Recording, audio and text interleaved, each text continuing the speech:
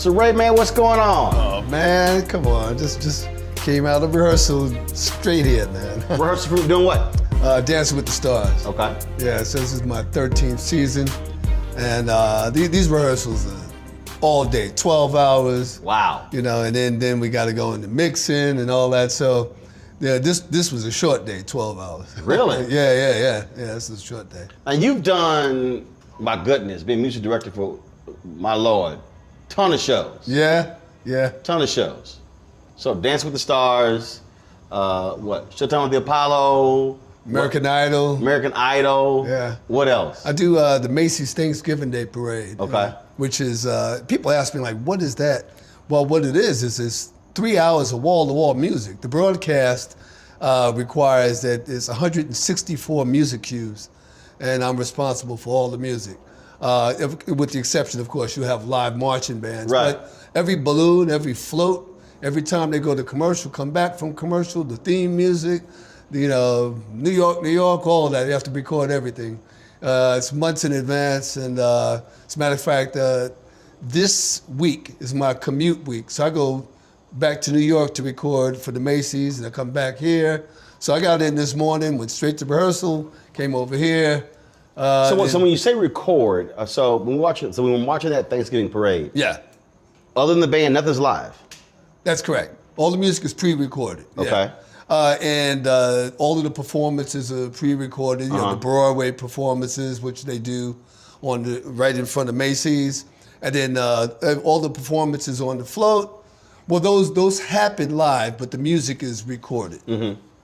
So when people hear musical director, I mean that sounds really intense. It is.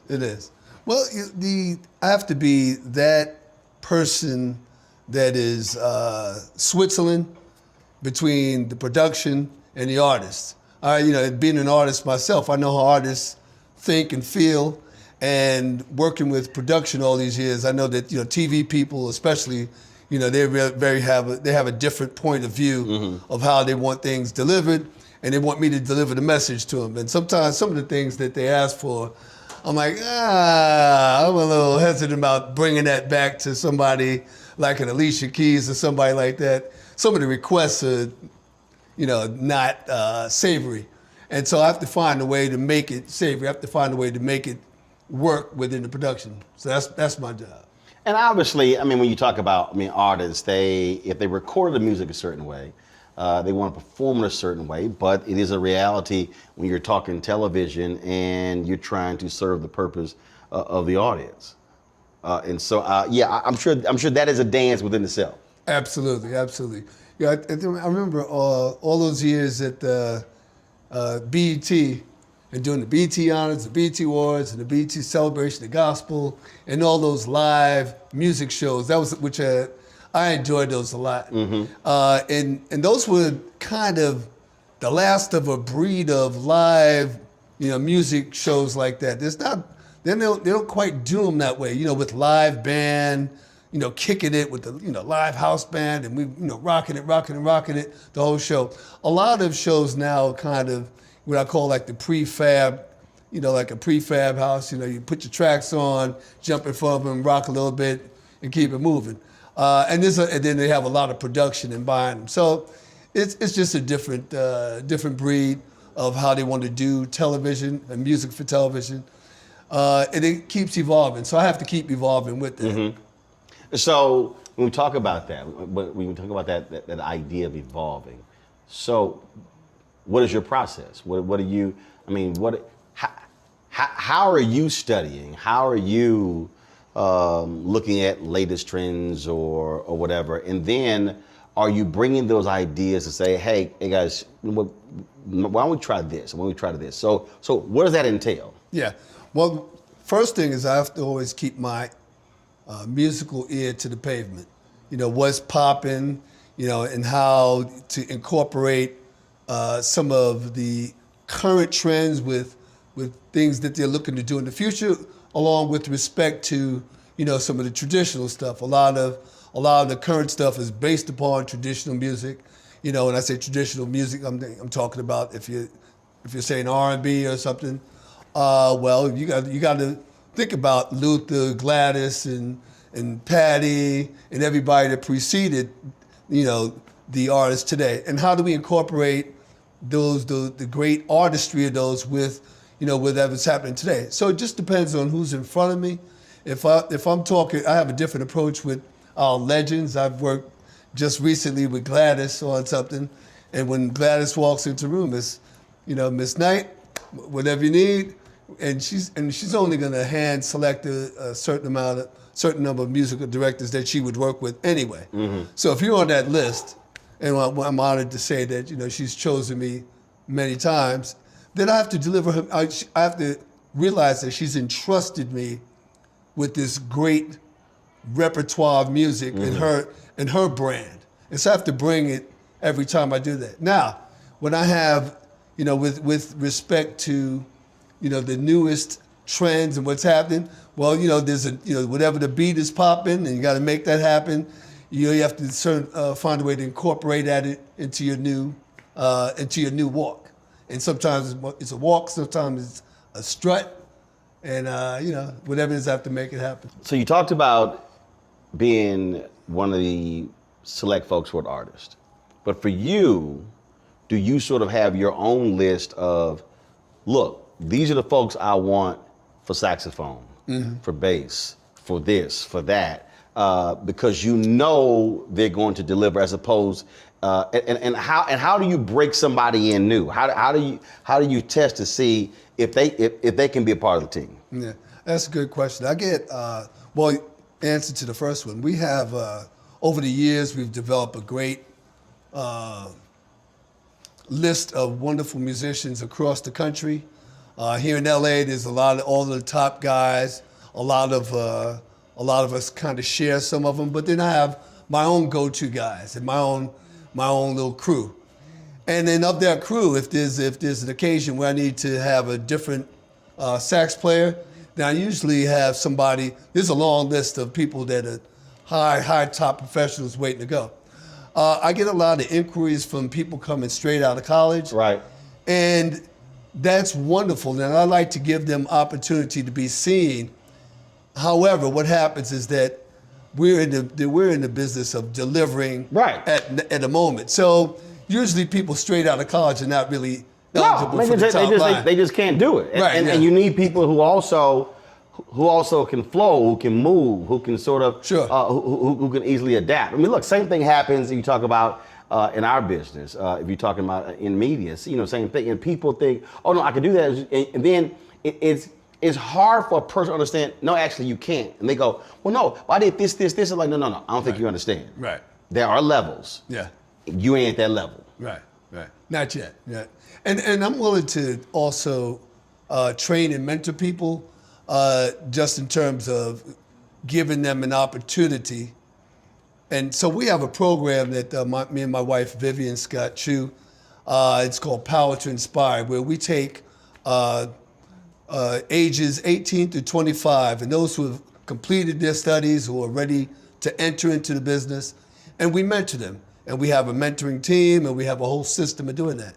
And some of those that come out of that, well, then we've actually know that they have the kind of training and aptitude to be able to take their first steps into the industry. Yeah, you don't want somebody stepping in cold. What you've done is you put them through the paces. Yeah, put them through the paces. Or is the weed out process. Because first of all, I heard what you just said when you said some of them.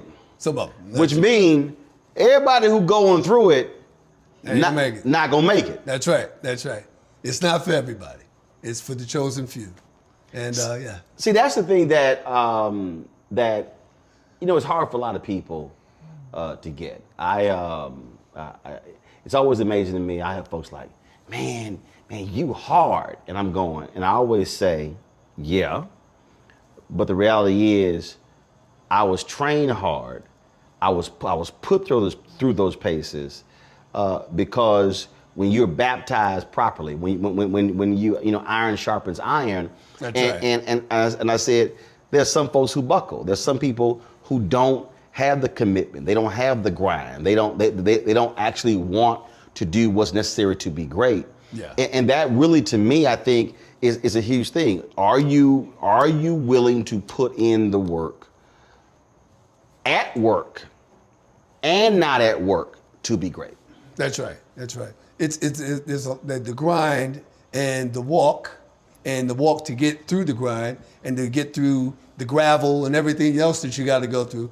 And right, everybody is that's where people are tested, and we're tested. We're tested the moment we step in. We're tested during, and we're tested every day after. I'm tested every day.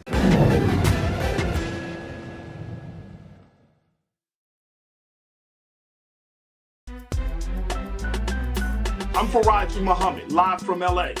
And this is The Culture. The Culture is a two-way conversation. You and me. We talk about the stories, politics, the good, the bad, and the downright ugly. So join our community every day at 3 p.m. Eastern and let your voice be heard. Hey, we're all in this together. So let's talk about it and see what kind of trouble we can get into. It's The Culture, weekdays at 3, only on the Black Star Network.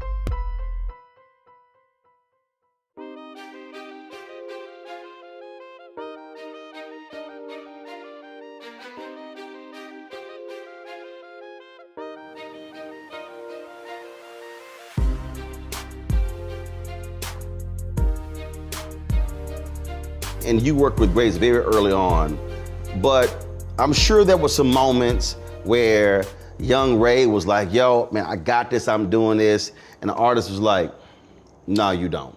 Oh yeah, I've had a few of those moments. I've had, well, you know what? When I first started in the industry, my first gig straight out of high school was with Melba Moore.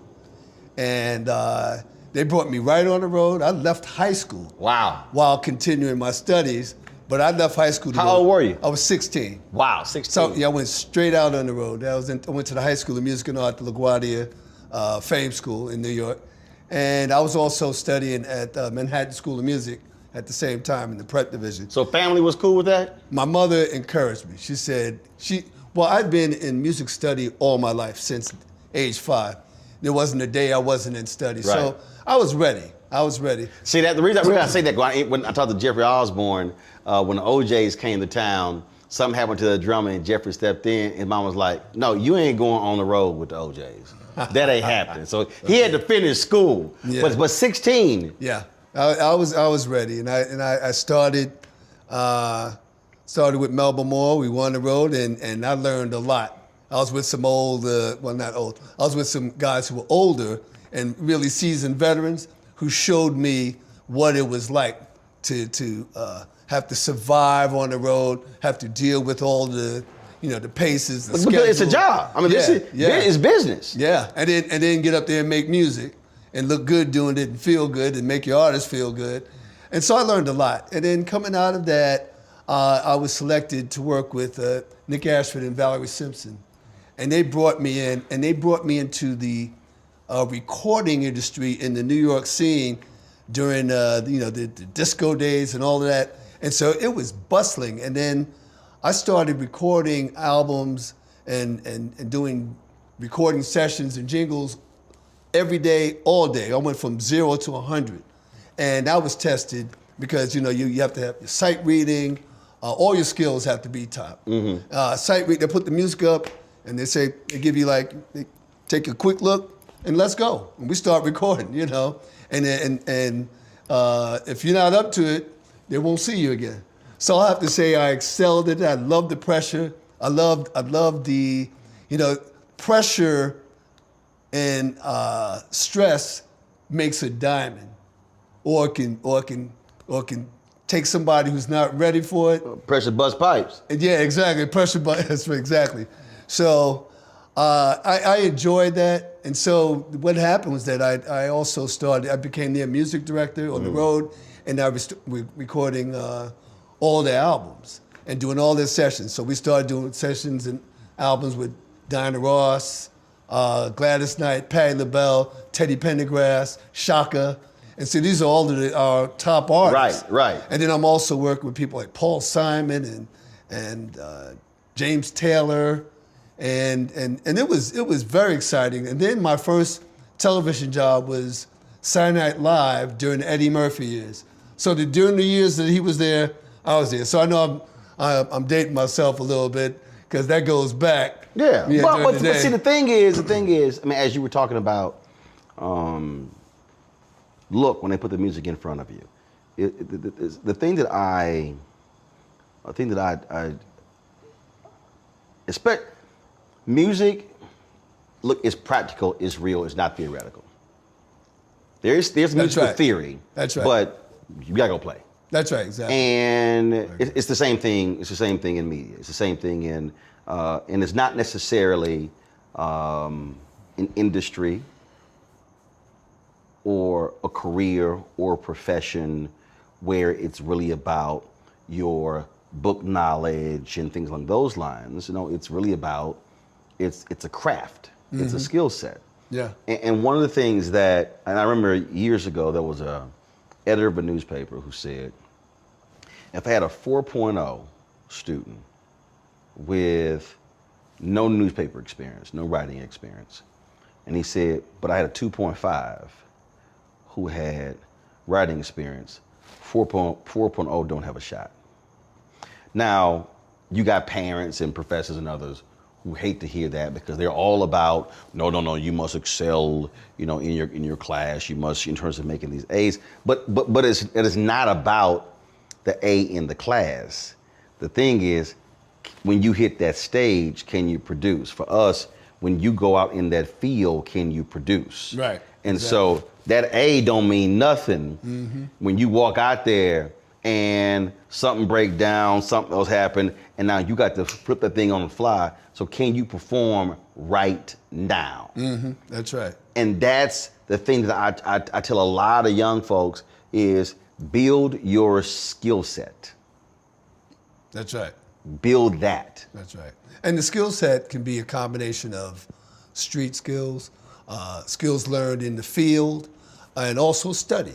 And it's you still got to study. It's all there. Right. I mean, the formal study. Right, but studying, you have to apply the studying. That's right. It's like, 'cause in my high school, they made us, we couldn't go into the studio. I went to communications high school. We couldn't go into the studio the first semester. We actually, like literally, she would not unlock the door. So we had to study all of the cables. What's a 3-pin XLR? What's this cable? What's that thing? What's an RF? Knowing all the ends and everything. I mean, every single cable. It was like understanding the glossary and the definitions. She said, because if someone shouts it out, you know what the hell they're talking about. Hey, get me a 1/8 inch to XLR, and you come back with an SDI and HDMI cable. They look at you like, right. What are you doing? And then it's gonna be like, give me somebody else, because this fool ain't got any idea. That's right. And that was a thing that was that you know, we were really trained. It's like, you know, you must know all parts of your business, so you don't get caught off guard when it's showtime. Well, we're in the industry that suffers no fools.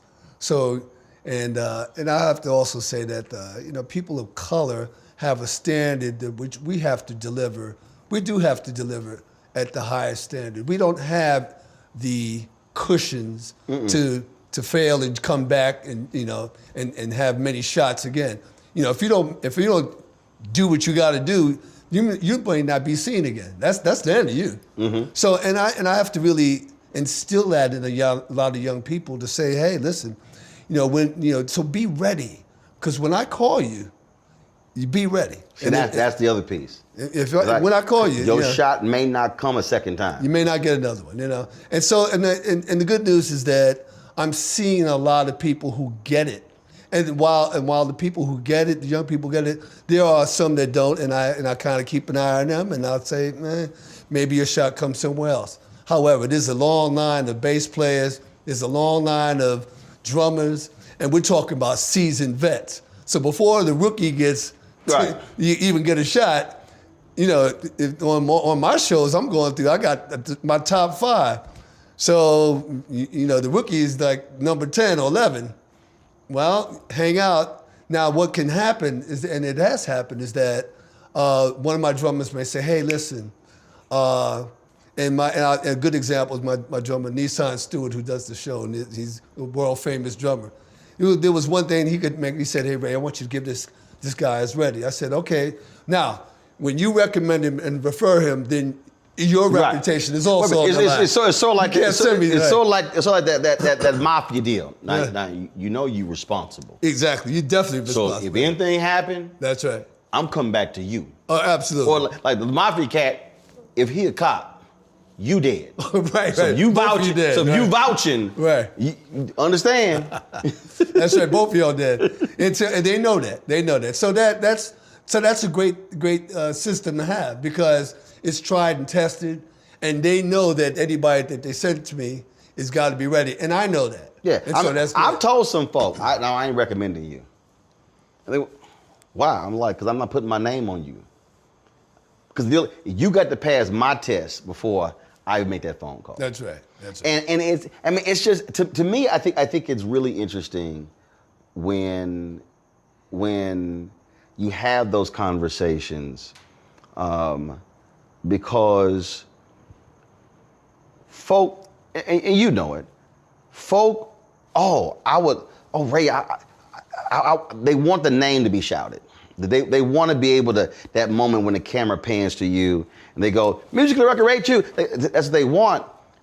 But if someone says, I want to do what you do, my response always is, but do you want to do what I did Right. That's right. to do what I do? Right. Then they look like, Yeah. I'm like, do you want to go through? Do you want to have those long nights do you want to have those moments where you carried the gear, where you packed the gear? You hadn't shot jack. Do you want to go through that stuff? Do you want to sit here and go through all of those different moments? I said, because you can't get the glory if you don't want to go through the times when didn't nobody know your name. I'm going to refer back to my days at the Apollo. Now, the Apollo Theater, that was an experience that tested many parts of your stamina, your spine, and everything. When we did that show, Showtime at the Apollo with Steve Harvey and Kiki Shepard, it came on weekly.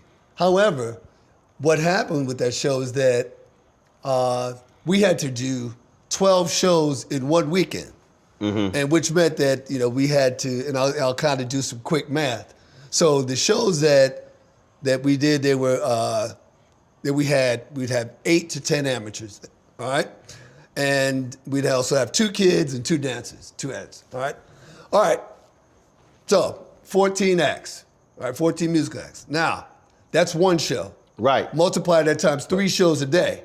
Now these shows they didn't have the budget to bring people in and house them from out of town, so we had to start. The only rehearsal we got was 5 in the morning.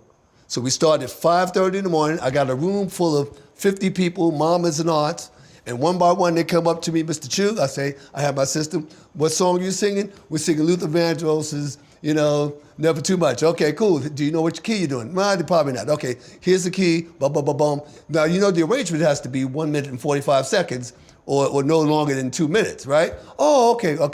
Well, here's my suggestion. Why don't we try it like this? Okay, does that work? All right, cool. If you like that, then I'll put a little recorder just for notes. All right, then have the band there. We talk about it, run it through, bang, on to the next. Now, also part of my instruction was I said, listen, when we do the song, I'm going to do exactly what we just rehearsed. Now, sometimes they forget the music and they'll start turning around, or if the crowd starts getting them antsy. You like. Right. They'll be looking at the band. I was like, hey. So I told them, hey, listen, whatever you do, don't turn around and keep it moving. Now I did, so if you do the math, it's about 96 pieces of music Right. over the weekend that we only get a chance to run it down early in the morning and start taping at 3 in the afternoon. And so that I would lose 10 pounds every weekend doing that show. Wow. Because, you have no time to really, we didn't have, no formal meals. You got all these, now, in a wonderful system I'm at, they have union breaks and blah, blah, blah, and all this other stuff. No. Man, we had to wolf down It was get in where you fit half in. a burger Yeah.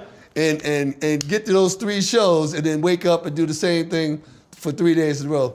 And so when people see the show, it's on once a week, but man, the grind that we had to do with that show.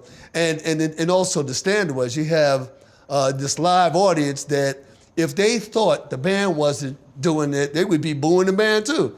They'd be booing anybody. So I had to get that. I was like, you know what? We got to be on this. You're going to be on point.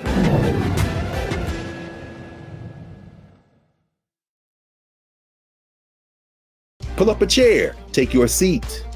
The Black Tape with me, Dr. Greg Carr, here on the Black Star Network. Every week, we'll take a deeper dive into the world we're living in. Join the conversation only on the Black Star Network.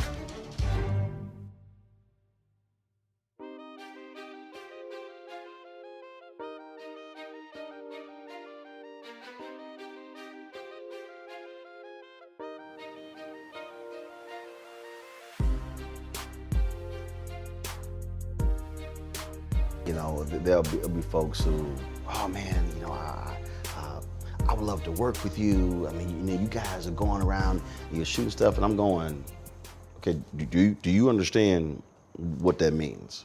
Like, when we hit, we hit. When we hit the ground, we're going. I mean, typically, sort of like what we do, we come out here for interviews. I still have my daily show that's 2 hours a day, all right? But I actually prefer, the goal is to do 5 interviews in a day.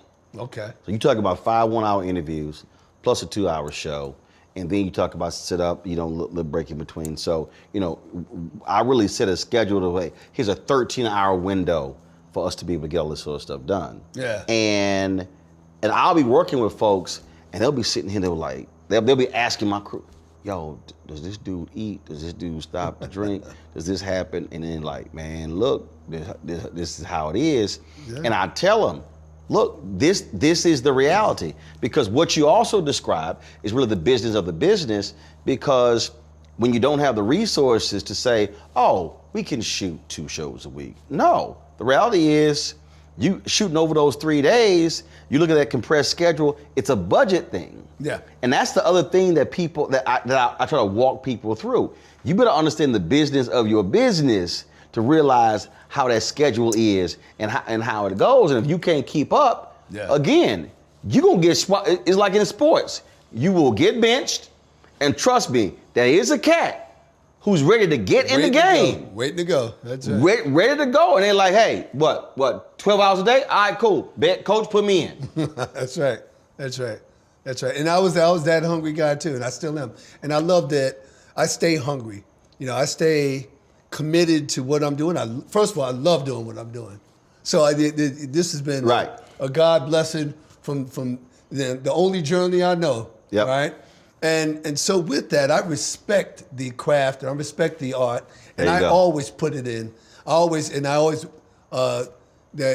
motivate my team, and also, excuse me, I motivate my team with a hug and a foot. So sometimes it's one followed by the other. Oh yeah. Hug and a foot. I had somebody, I had a friend shit, but he said, how often he cuss y'all out? They like, because and the thing is, because I never forget when I worked at the Houston Defender, and Sonny Masai Giles was the publisher, and I remember. So this is 1990, and so I'm in the production room and I'm typing my story right onto the page with the pagination system, and all of a sudden, I hear, what the fuck is this? This the same bullshit you gave me this morning, and I threw that shit back this morning.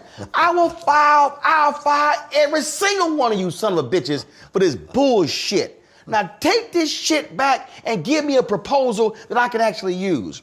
Bruh, this is me. Right. Whoa. Like, I don't even want to turn around. I was like, what the hell just happened? And so it was the sales folks. They had a meeting this morning. So they basically just like changed a couple of things and brought the same thing back. Man, she cussed them out. And that summer, Marilyn Marshall, who was the magic editor, man, Marilyn used to work at Ebony. Man, she cussed out Marilyn. Okay. Peter Uday, he was a senior writer. She cussed out Peter. Lucille did production. She cussed out Lucille. My deal was, I am not going to get cussed out this summer. I was like, my shit gonna be tight. I ain't getting cussed out. That is not going to happen. Did not get cussed out. And I told somebody, because then now you got this whole deal, oh my God, I feel like I'm being bullied. Oh, This is, I'm my mental health, and this is toxic workplace. And okay, fine, folks can do all that. But the reality is, seeing her cuss somebody out caused me to say, that ain't gonna happen. Right. I'm gonna double check I'm gonna go over my stuff. It's gonna be a spell check. We're gonna go over it. I'm gonna sit here. I am not going to put myself in a situation where she gonna cuss me out. That was it. And I was like, the same thing.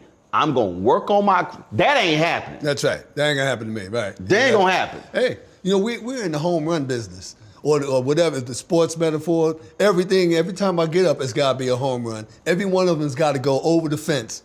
Every swing of the bat has got to go over the fence. There's nothing in between. I can't deliver anything less to the artist. Who's going to take less than that? Nobody. Right. So I'm like, hey, say, team, be ready. Take a deep breath, let's go. Did you ever have to jam somebody up who was trying to soft shoe you? What I mean by that is, I had I worked at the Bryan College Station Eagle in college, and there was a guy, Brad Owen. He was a city editor, and so he called me into the conference room, and he was sort of like, just.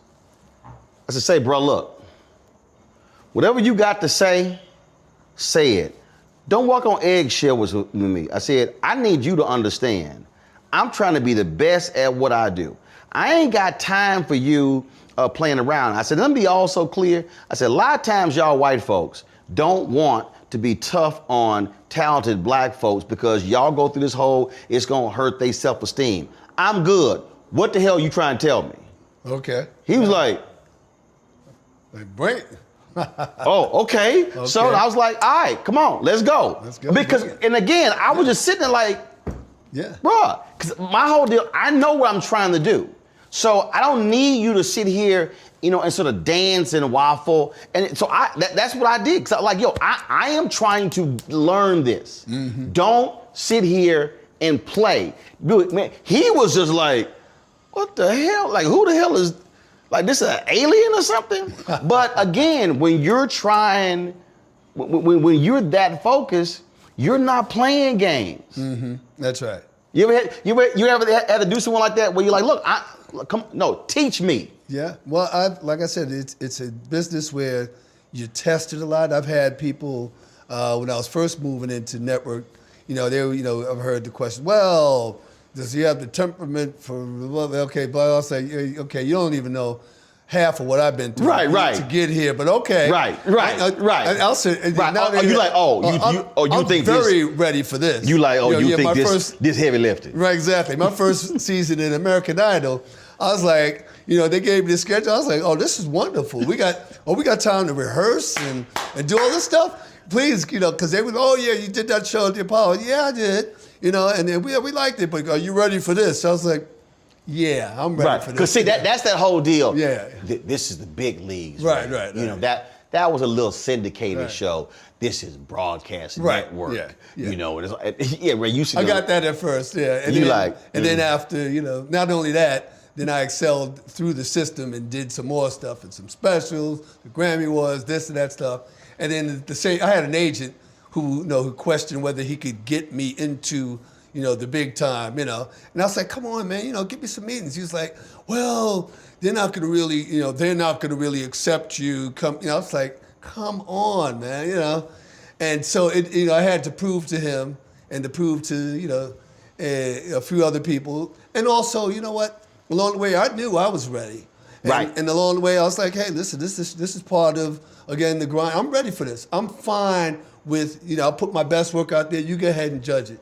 That's fine. And see, I love that you just said that. Because were there also times when you knew, at any stage, whether you're talking about when you started, were there any point where you knew when you were not ready and you said it? no. I got to work on this before I go there. Yeah. There was I remember when I was about 19 years old, and this was when I was still, I was still first introduced to the whole New York session scene.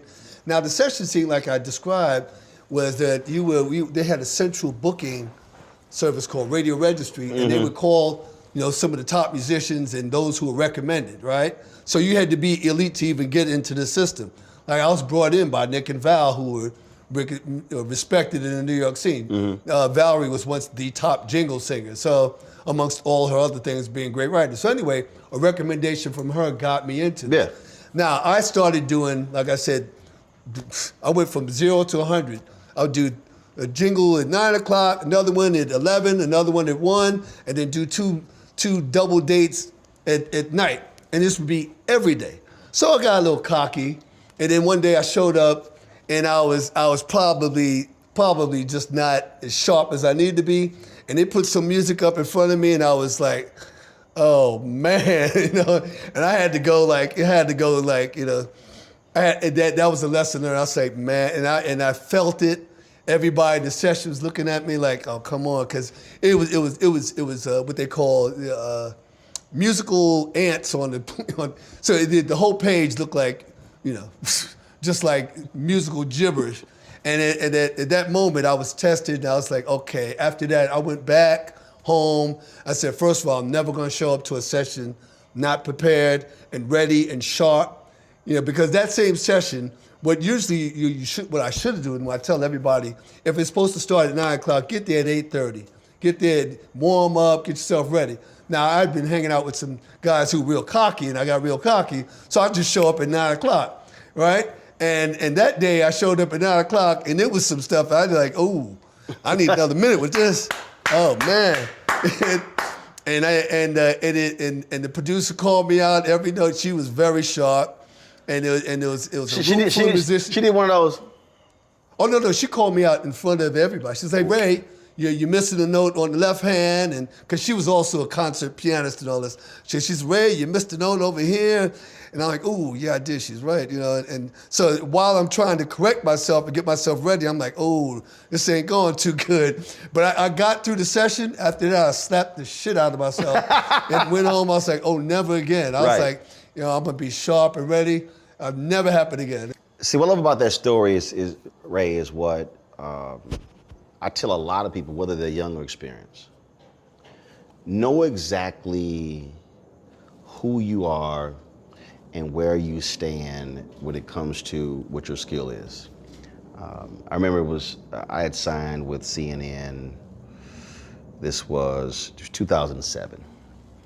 And we had shot 3 or 4 pilots. And I remember it was September 2009. I get called, a meeting in Atlanta, and I'm meeting with Jim Walton, the worldwide CEO. And we go into the meeting, and Jim says, we really think you're a better counterpuncher than puncher. He said, let me use a boxing analogy. And I go, I know. I said, yes, I know. My deal was, I knew I wasn't ready to host a show. Mm-hmm. Mm-hmm. I said, so this is what I want you to do. I need you and your people to write down all of the things that I need to work on to put me in a position to be a host. Because I came from newspaper. I was running the Chicago Defender. I was news director morning at a radio station, worked at the daily newspaper. Had not done television. Had appeared on television shows. Right. Had appeared on segments for 4.5 years, different networks, but had not hosted. I said, so I want y'all to get together and list what I need to work on, and then I want you then to get me with one of your consultants so we can work on those things, so then I'll be ready. Mm-hmm. And after the meeting, he called my agent and he goes, that didn't go like I thought it was going to go. Okay. So I guess he thought I was going to be crestfallen and upset. Right. And my whole deal was like, I knew I wasn't ready. Okay. I'm like, so you ain't telling me nothing I don't know. Mm-hmm. And I've told a lot of folks, if you know you're not ready for the shot, and even if somebody gives you the shot, and some people thought I was crazy with this, I would rather turn it down knowing I cannot do it, than to accept something I know I'm not ready for. Because if I accept it and fail, it actually might set me back further. That's right. It's really, it's being completely in tune with everything about you to know when you're ready. Fast forward, after the 2008 election, 2009, I knew I was ready to host a weekend show. And when I met with John Klein, May of 2009, and he said, no, we're not gonna launch a weekend show. I walked out of his office, wasn't even out of 100 feet. I called Jonathan Rogers, who was the CEO of TV1, because I was at TV1 as well. I said, they're not gonna give me a weekend show. Jonathan says, they're not gonna give you a weekend show. We're gonna give you, he said, we're gonna launch a weekend show. We announced it 2 months later at Essence Festival, and then July 2009, and we launched it in September. But I knew I was ready. Fast forward, did Washington Watch for 4 years. I knew in 2012, I was ready to host a daily show. Okay. But it's knowing you. That's right. And the level you're ready to jump to. Right. That's right. To thine own self be true. The biggest lie you can tell is not to other people, it's the one you tell yourself. And if you think you can fail at something, well, I understand that you want to give yourself an opportunity, but make sure you're ready to not fail. I love the wonderful phrase when they say, you practice, rehearse till you can't get it wrong. All right, you just keep doing this over and over till you can't get it wrong. Barry Switzer had one. Barry Switzer said, if we run, it wasn't the wishbone. They ran the option. Nebraska won the wishbone. He said, if we run the option the way we're supposed to run the option, there is no defense you have to stop it. He said it does not matter. Then I remember seeing this video of Vince Lombardi. It was the power sweep. He would do these coaching sessions, and he would teach the power sweep from 8 to noon. They would break for lunch and would come back and teach the power sweep from 1 to 5. Every single element of the power sweep for all 11 players on offense. And the whole deal was, if we run this play how we are supposed to run it, it is unstoppable. But you got to, it's all that work, that practice, that over and over and over. Nah, you know what? I'm gonna pass up going out tonight. I got to work on this craft. Nah, I'm gonna skip that. I got to work on this. And that's the piece when I tell folk, if you want to do that, if you want to put that time in, that's right. Then you ready for the accolades. That's right. My early days on the road, I've learned, well, first of all, as a musician, I studied not only piano, but I was also drummer and percussion. I was all city percussion as well. So I was one of the best in the city on percussion. There you go. Also studied trumpet, cello, violin, and bass, and any other instrument I could get my hand on. And with that study, I'd learned again what was for me. As a matter of fact, when I was studying violin, I had a teacher said, "This is not for you." She said, "This is not for you," and I was like, I agree. We both said, "This, put that instrument down and focus on some other stuff." In doing so, I learned what it meant to do what the instruments in the orchestra meant to each other in the relationships. Right. So that prepared me to be a leader. That prepared me to lead orchestras and to conduct orchestras. That prepared me to know, to be a leader of men, they have to respect you and know that you know the music. You have to be the teacher of the music. You have to know the music better than anybody. There you go. Right, so you can't walk in unprepared. So I you never say, walk in unprepared. No, yeah. That's not the note. Exactly. Well, where yes it is. No, actually, No, I'm not guessing. Yeah. No, that ain't the note. Right. I'm not going to turn. I'm not going to ask you a question. I'm not going to say something that I don't already have the answer to. There you go. So when I address somebody, I already know what the deal is, and also I'm the one formulating a plan for how we're going to get to point B. See, the reason I'm sitting here laughing because that's literally, in terms of what we do, same thing. In terms of media. Yeah. In terms of in understanding, okay, position, that light, that camera, what that's doing with this. You know what? I want this shot to be held longer. I want this here. I want to see this different look, because you put that effort in. Because, see, for you said it earlier. Band ain't performing the power. They booing the band. What I tell folk in this business, they don't see anybody behind the scene. That's right. It doesn't mean the position is not important, but when it comes time to, man, that ain't look good.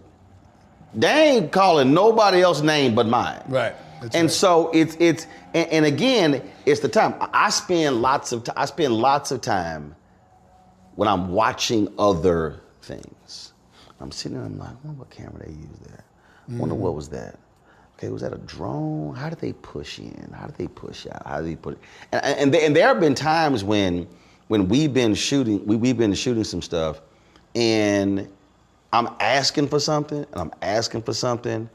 and I'll then just grab the camera and go shoot it myself. Mm-hmm.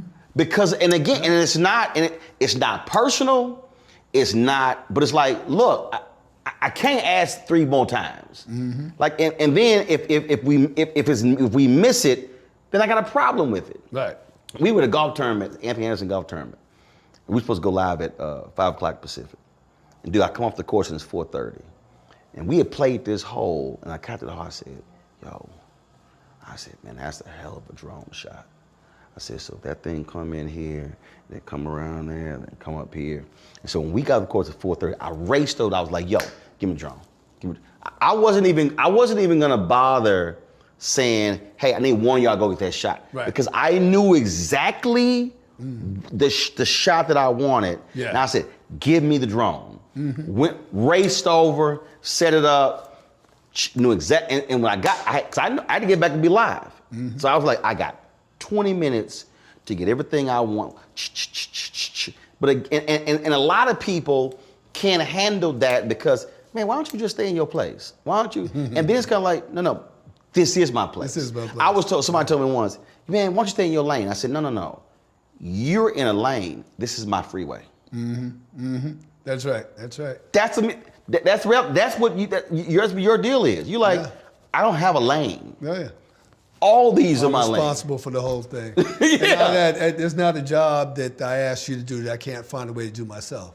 So and that includes every job on there.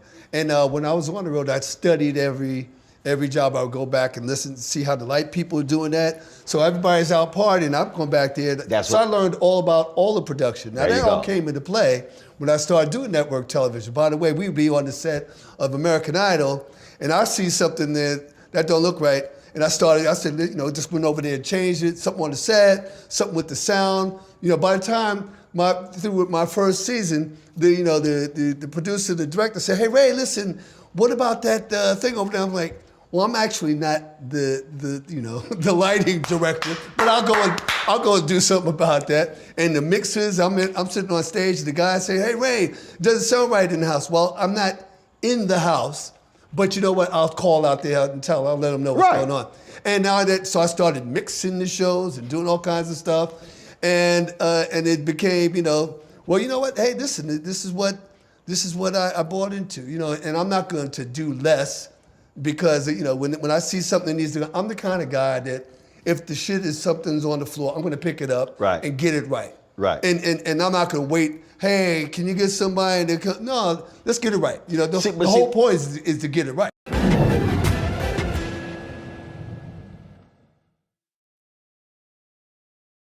Folks, Black Star Network is here. I'm real revolutionary right now. Support this man, Black Media. He makes sure that our stories are told. Thank you for being the voice of Black America, Roland. Stay black. I love y'all. All momentum we have now, we have to keep this going. The video looks phenomenal. See, this difference between Black Star Network and black-owned media and something like CNN. You can't be black-owned media and be scared. It's time to be smart. Bring your eyeballs home. You dig?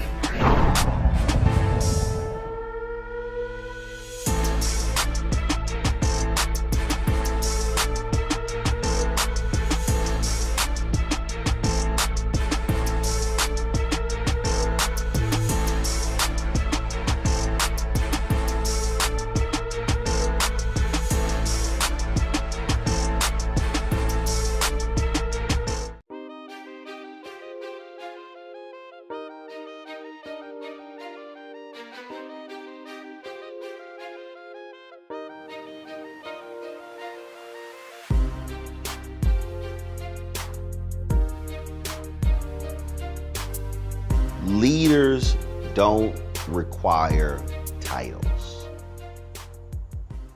Leaders just simply lead. Right. So your whole deal was, yes, that's not my title, but I'm gonna show you how we can actually do this. Oh, that's good. Yeah. And then in the end, look at you like, well, that ain't what you do. Right. Does it look better? Right. Exactly. And that's the thing, man. That again, but that only happens when you put in that time. Mm-hmm. When you're watching and you're studying and you're doing that. And I'm telling you, it's so funny, like listening to you, because, so tell me if you agree with this. I think actually you said it a little bit earlier. And that is, you're not competing against any other musical director. You're not competing against anybody else. You're actually not looking for the validation of, Ray, that was phenomenal. You're operating at a level where you have to tell yourself that was good. Mm-hmm. Mm-hmm. I'm also operating at the level where I have to deliver it phenomenal. So whether you say it or not, it's got to be phenomenal. Right. That's what I'm saying. What I'm saying is, for you, your standard, is probably, tell me if I'm crazy or not, your standard is probably one that is close to unattainable, because you're always trying for it to be even higher. Exactly. And that's hard for a lot of people, because they're thinking, oh, no, yeah, but you're competing against something. No, actually, I'm not. My standard is actually higher than the ones that they're asking for. I go above and beyond that. Right. I'll give you an example. We were doing this week on Dance with the Stars. We did Janet Jackson Week. Now, Janet Jackson Week, this is all the Janet Jackson stuff. And, there were several producers of the show. It's like, oh, man, you got to get this right. I said, I'll get it right. And then we had to do 14 Janet Jackson songs. Now, the schedule is we get the songs Monday night. So that we get a list of 14 songs, and we got to be ready. I have a rehearsal on Wednesday and Friday, and they have to be ready, all 14 songs. Now, with Janet Jackson songs, they had to sound exactly like that. Now, the standard was, I said, well, I'm good friends with Jimmy Jam and Terry Lewis. I know they're gonna be listening. Now, right. Now, I called Jam, and he said, Ray, I know you got this. I know you guys said, listen, I'm going with much honor, I'm going to make sure every strand of this tracks is sounding right, and this going to sound. And he called me after and said, yeah, it was popping. I said, thank you, Now that was a wonderful, right. And that triumph is short-lived because I'm on to the next week. That's already last week. Right, I'm right here. I stay in the here and now. I love it, man. I love, and one of the things I do is that my personal responsibility and accountability, I put that front and center, right? Because when I see a task and I have to find a way to get there, and I employ, my team and their tools of what it is. At the end of the day, I like the art of war. If there's fault in the field, then if something's wrong, it's the fault of the general. I'm the general. If you're gonna stand up and be the general, then take it, And so I keep that in mind. So that's why I have a no-fail clause in my operation. Right. And that's my own contract. That's my personal contract from me to me. All right. And so there's no way I'm going to leave. I will stay. If it's 12 hours, I'll stay another 2 or 3 hours. We're gonna get this right. Right. And before I hand something in, it's gonna be as right as it can be. I love music, and you are surrounded by music. But what is your, and luckily I can ask this because I did some interviews with a bunch of gospel artists who were in the church, so I couldn't actually do it. We did it, but we couldn't say. I believe, I love all shit songs. I'm talking about when they come on, you just, oh shit, that's it. I don't care what mood you in, it make your face just, you throw your hands up, you start stomping. What are some of your all shit songs? Oh, when man, when they come on, you just, woo! I got a bunch of them. Wow. Some Al Green and some of that stuff that touch you like that. Each one of the artists have a song like that. But there was one by Quincy with Patty Austin. It's called "Love Me by Name." And every time I hear that, I call Patty up. I said, "Come on, you just did it to me again." It goes, "Love me by name," and the way she says that and the arrangement is cold, man. I'm like, man, that's just greatness, and I appreciate greatness. And there's by Chopin, Polonaise A flat. By Chopin, bum ba dum ba ba bum ba dum ba bum, and that's just as cold to me. My reaction is the same. It is personal, and when I hear that and the execution of that, I'm like, ooh, that is so great, so great. I love it, And so I just love excellence displayed in music because it really does something to the human spirit. See, the reason why. First of all, we talk about soul music, and the reason I'm always saying how that is so different is because it hits your soul. It does. There are some songs, I say it all the time, there's some songs that are nice songs. Ain't an all shit song. The reality is, when you play that switch, there'll never be. It just hits different. Ain't no way when she does when Lenny Williams hit different. Oh, when she sings that song, come on. Right. I'm talking about when you. I mean, you definitely mentioned Al Green. To me, if you listen to the OJs, if you listen to Teddy P, if you listen to Absolutely Patty, would you listen? I mean, they're just some songs that they just hit a certain. Again, I don't care what mood you're in. You gonna stop, man. You just gonna throw your hands in the air. So like that scene. Remember the scene from the 5 Heartbeats? Yeah. When they were at the talent show, then they were booing them, and then Eddie came out and he grabbed the microphone and he hit that note, and his mama stood up and threw her hands up. Yeah. That's the thing, man. And so I tell people all the time. I said, when you can make that type of song that hits folk in a way, I said that's what becomes a classic. That is what, I don't care what generation you're in, it's just gonna hit. That's right. And you're right.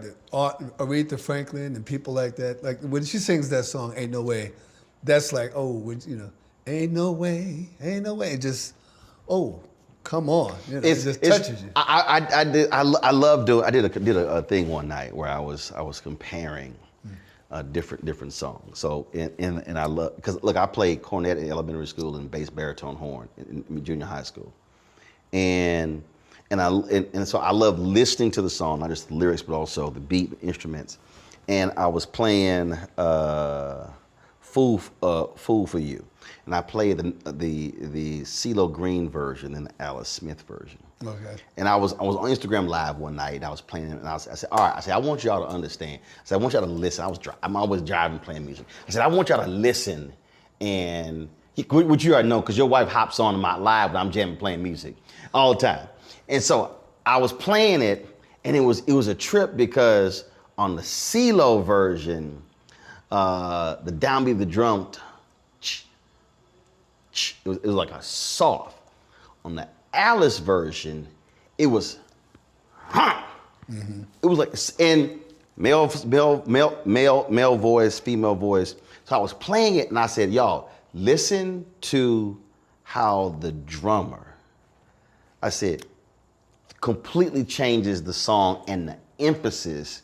And for me, the Alice one just hits totally different because of not just her voice, but how the drummer, how he hits it a certain way. Yeah, that's right. That's right. Well, man, there's a lot of songs that touch me, and when I keep my playlist, and sometimes, and I don't have a lot of idle time to listen to stuff because I'm usually listening very purposeful. Yeah, I'm preparing for you something. working. Yeah, I'm working. But every now I got my playlist and I'll put it on and I'll grab something and I'll listen to the car. I'm like, oh man, I listen. This is Miles Davis. So Miles Davis. Album called Four and More with young Tony Williams. He was 17, 18 years old. Ron Carter, Miles, and Herbie Hancock, and George Coleman. And the way these guys were hitting, it was live at Lincoln Center. Oh, it is fire. It is fire. If you don't know that album, please go out and listen to it. It's fire from the beginning. They are hitting, and it's like this. When I want to get some fire, I put that thing on in the car. I'm like, okay, let's go. This ain't mellow jazz. They are kicking it. Right. And please listen to that. Four and More live at Lincoln Center anyway. See, it's interesting because like before we started the interview, I was jamming Rebirth Brass Band. Oh, I love that. And that was popping. Dude, they gonna hit that thing. And man, I put the song on and it goes. And now it's interesting because you mentioned Chopin. So the Crusaders, B.B. King, and oh my God, what is her name? It's killing me. She sings Street Lights. Street Lights. Oh yeah. Why is her name escaping me? Bobby was Yes. Yeah. My dad loved it. So they were all performing. But the opening song is a classical song because they were performing with the Royal Philharmonic Orchestra. It is this unbelievable, beautiful song. And so my dad had the album, and I remember it was like Royal Jam, this great album cover. So out of all, again, the Crusaders, cats from Houston, I'm from Houston, Joe Sample, all these guys, B.B. King, but the one song that blows me away every time is that opening overture of the Royal Philharmonic Orchestra, and just how it's the sweeping sounds. And again, because I played in band, we played songs like that. Yeah. And again, so that's one of those things where, so I'm telling the folks, so it's not always. Is it an R&B? Is it a soul? Is it a Motown? Is it a Philly sound? Is it the Stack sound? Is it Dirty South? Is it what? No, that's the beauty of music. So that classical song, I would put in the same category of just being completely moving as a great Aretha song. Mm-hmm. Oh, absolutely. It's music. So I have no categories when I'm listening and enjoying music. I got one I do not have on my. I have no polka music on my iPhone. I got everybody else. That don't make the cut. Well, you know what? Now I'll tell you what. It made a difference when I traveled, and I did a tour with a group called Gravity, and it was 7 tubas. And we did a jazz, and we were playing jazz. But however, we went through all the countryside, places you never even heard of, through Germany, Italy, and France. And we would play these little towns where the towns of only 50, 70 people, and people would we'd stay in people's homes. And then we got to Poland, and we started and there was this polka band. And they was in there, and I felt the same way about the line dancing, because they was in there. I was like, oh, okay. Oh, this is what the feel is. Because if you just hearing it over the radio, right, it sounded like bunka bunka. But when I was in the room with them, I was like, okay. It had me getting up and doing the dance. I was like, hey, all right, now I get it.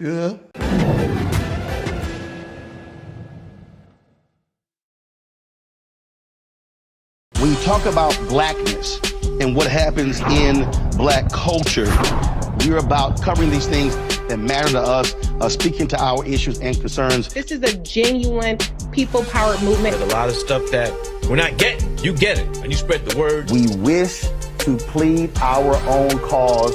Too long have others spoken for us. We cannot tell our own story if we can't pay for it. This is about covering us. Invest in black-owned media. Your dollars matter.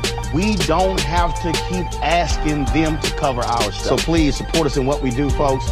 We want to hit 2,000 people, $50 this month, raise $100,000. We're behind 100,000, so we want to hit that. Y'all money makes this possible. Check some money orders. Go to P.O. Box 57196, Washington, D.C. 20037-0196. The Cash App is $RM Unfiltered. PayPal is R Martin Unfiltered. Venmo is RM Unfiltered. Zelle is Roland at RolandSMartin.com.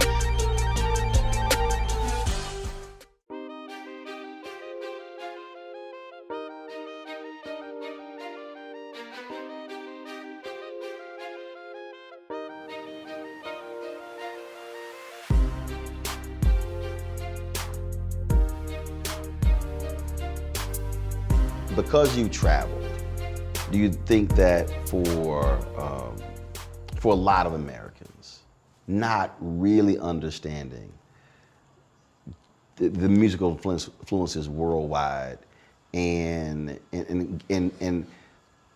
do you want folks here not to be stuck with that one musical genre, but to understand that there's literally a world of sound? Yeah, I think that the more that people get to experience music of the world, because the world has experienced our music, and our music has now influenced everything. There's every kind of hip hop represented in every country of the world. Kurt Carr told me there's a dude they call in Japan Lil Kurt Carr. Okay. Does not speak English but knows the words to every Kurt Carr song. Yeah.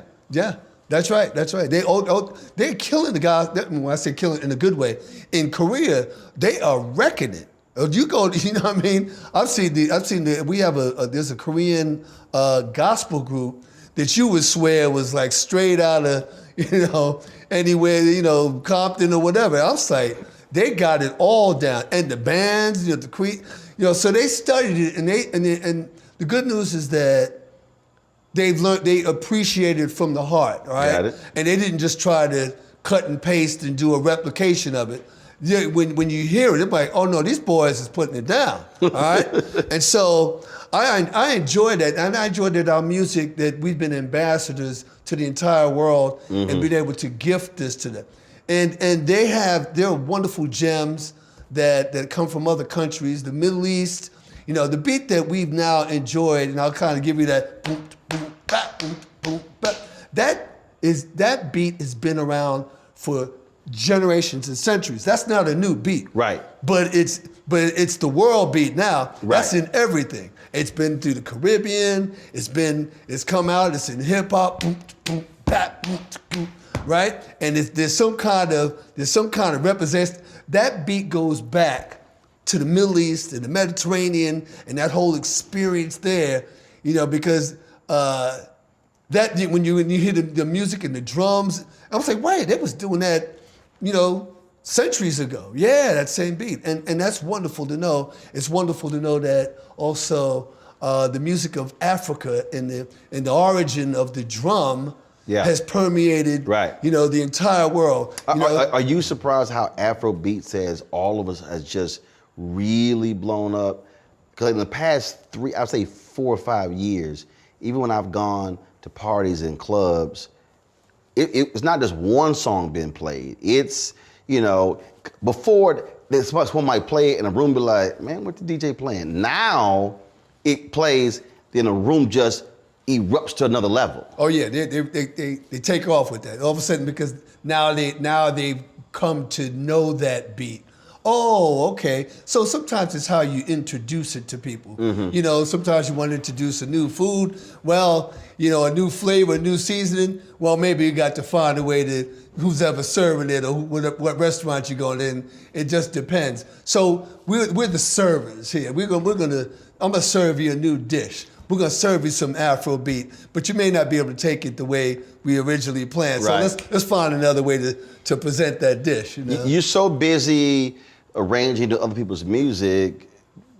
When do you create your own? Well, you know, that is I create every time I do something. So every time, like for instance, I was just given a task this evening. And they said, we want you to come up with this wonderful opening, you know, and we need about 25 seconds worth of, you know, voluptuous music for this scene we're doing, you know. And I was like, okay. So, you know, and then that's where I can employ my creativity and, you know, come up with, I'm glad I've been empowered to do so and I've been entrusted to do so. And so that, you know, my creativity comes into play like that. I've had several albums under my own name, and I listened to them. I'm like, oh, that was pretty good. That was pretty good. So, you know, there's some things I'd like to do differently, but and they weren't bestsellers by no means. But that's not the measure of success for me, or the only measure of success. But right? what it also says is that the reality is when we talk about the music industry, there is no one thing to do. Just like in ministry, you can be successful in ministry and never step foot behind the pulpit. Right. That's right. Because it's so broad and vast. And so my job, and I recognize, you know, where my walk is just like you were saying, hey, you got to kind of know who you are. That's right. So, you know, who I am is if you do something if you're robbing a bank for 20 years, then you're a bank robber. I don't care what you. I didn't mean to do that. And I was trying to feed. Yeah, but you're a bank robber, you know. So I've been doing music directing for TV for over 30 years. All right. That's what you do. That's what I do. Now, I do that, and I do other things, and I do music for film. I do music for this, and then of course live. I've been doing that all my life, and I'll get up there and rock the show. And I have my own little thing. You know, they called me in, and we did the music of Stevie Wonder at the San Diego Symphony, and we sold the place out. And I was like, hey, you know, I'm looking at 10,000 people. Y'all came to see me? Hey, let's do this. We got there and rocked that. Yeah. 2 questions.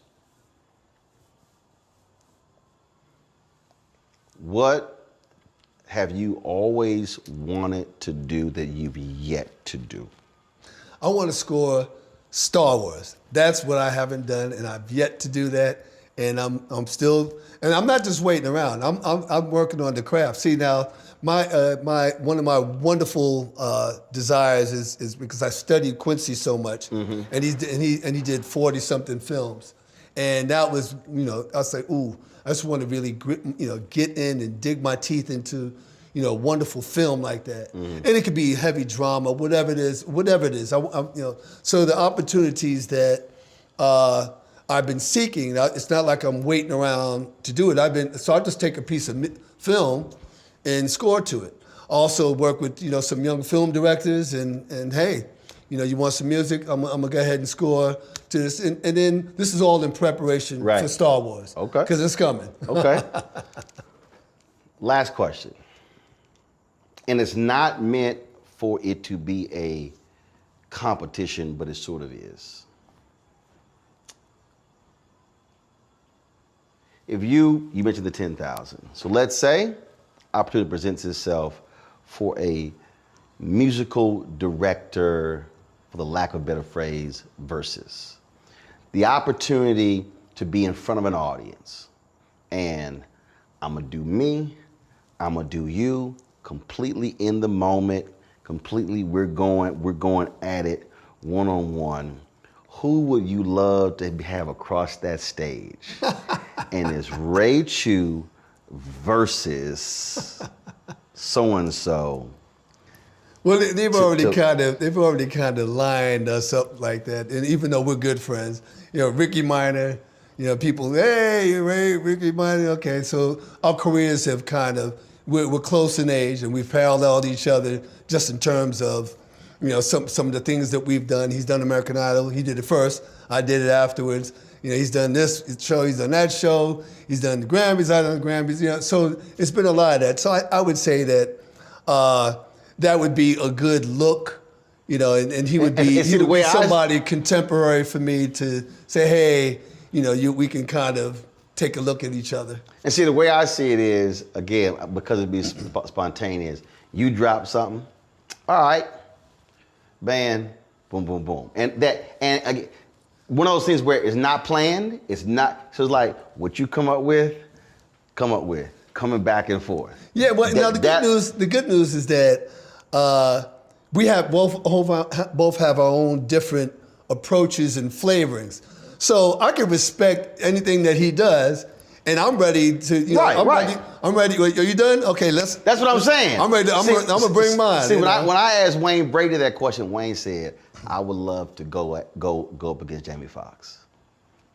And see, and when I ever ask that question, people are like, "Oh no, I don't want to compete." I'm like, "No, it's not competing. No, it's not. Yeah. What it is yes, I respect your game, and if I'm sitting, if someone's saying, put somebody across from me where we can swing, and that's the whole deal. And so it's not competition, but you respect that person's game so much to say, yeah, I would love to get it on. Absolutely. Not only that, during the course of these careers, I watched the stuff he done. I'm like, okay, that was nice. Right. That was nice. Okay, let me go tune my shit up. Right. You know? Right. You know, and then I'm sure, I know he's watched some of my stuff and whatever his opinion is, but I'm like, hey, my A game, I'll match it against anybody else's, so I'm good. So I gotta say this for everybody who's watching, do understand. I actually met Ray's wife first, and every time I would see her, oh my God, Roland Martin. That's how we met. So I got to give your wife a shout out. Oh yeah, absolutely. Every time. Yeah, Vivian is unto herself. You know, she's her own brand, and she takes no prisoners in our home. You know, she's ready to go, and we get at it. You know, in a good way. Yes, sir. You know, I love the home we have and the atmosphere because there's always a new something brewing. I'm like, what you got going over? I go in her, she got her office over there, I got my studio over there, and I kick it in. She's in there with 2 phones and typing with 2 feet. And I'm like, what's happening there? Yeah, I got this new project, blah, blah, blah. And I'm like, yeah, So we have a lot of excitement in our home, man. All right, man. Well, look, good chopping it up with you. Absolutely. I'm glad we could do it, man. Thanks a bunch. Enjoyed it. Thank you, man. That was cool. Yes, sir. All right. He's going to get a photo.